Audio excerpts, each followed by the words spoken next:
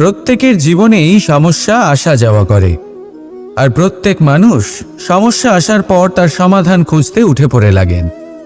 কিন্তু যখনই সমস্যার সমাধান হয়ে যায়, আমরা সুপ্রসন্ন হয়ে যাই এবং অসাবধানও হয়ে যাই।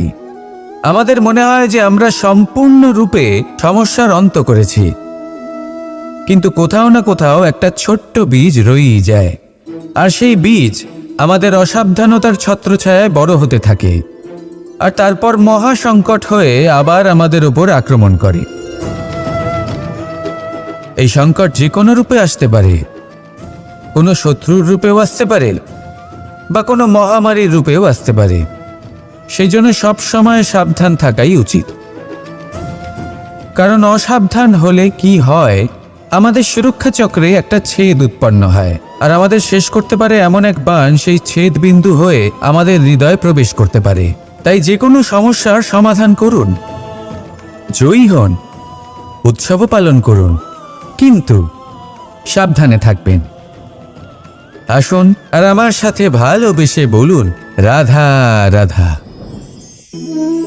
কর্ম, ধর্ম আর কর্তব্য, এই তিনটি একে অপরের সাথে জড়িত, আর অনেক সময় এই তিনটি পালন করতে করতে আমাদের সেই ব্যক্তির সামনে গিয়ে দাঁড়াতে হয়, তার বিরুদ্ধেই যেতে হয়, যাকে আমরা সব থেকে বেশি ভালোবাসি। কিন্তু সেইখানে এই যুদ্ধ কোনো ব্যক্তিগত যুদ্ধ থাকে না, এ হলো কর্ম, ধর্ম আর কর্তব্যের যুদ্ধ। এটা সরল নয়, অত্যন্ত কঠিন হয় তার সম্মুখীন হওয়া যাকে আমরা সব থেকে বেশি সম্মান করি।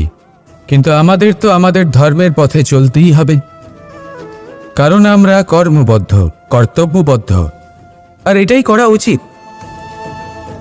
শুধু এটুকু মনে রাখবেন, যদি আপনার উদ্দেশ্য শুভ হয়, আপনার ভাবনা শুভ হয়, আপনি যদি কর্ম, ধর্ম আর কর্তব্যের পথে অগ্রসর হন, তাহলে এই প্রক্রিয়াতে যদি আপনাকে আপনার আরাধ্যেরও সামনে দাঁড়াতে হয়, তাহলেও আপনার কোনো ক্ষতি হবে না।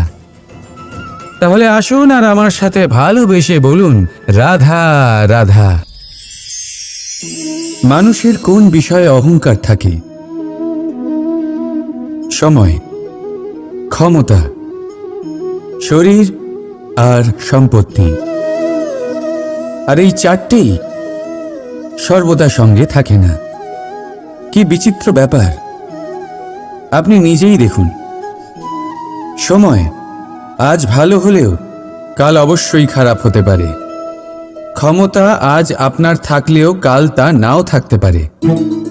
এই শরীরটা তো নশ্বরই বটে। যত আপনি বার্ধক্যের দিকে অগ্রসর হবেন, দুর্বল হতে থাকবেন, সৌন্দর্য ক্ষীণ হতে থাকবে।